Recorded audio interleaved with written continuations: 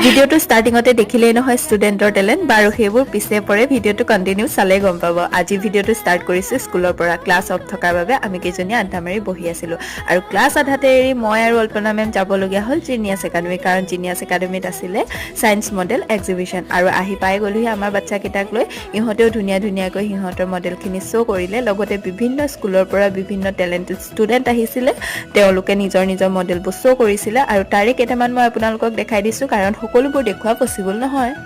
আৰু ইয়াৰ মাজতে লগ পালোঁ মই জয়শ্ৰী মেমক ইমান দিনৰ পিছত যে মেমক লগ পাই বহুত বেছি ভাল লাগিলে মেমে ইটোৰ পিছত সিটো সকলোবোৰ বস্তু মোক দেখুৱাই নি আছিলে সঁচাকৈ বহুত বেছি ভাল লাগিছে আৰু ষ্টুডেণ্টবোৰ যে আজিকালি ইমান বেছি টেলেণ্টেড হৈ গৈ আছে সঁচাকৈ ভাল লাগে আৰু তাৰপিছত মেমে লৈ গ'ল মোক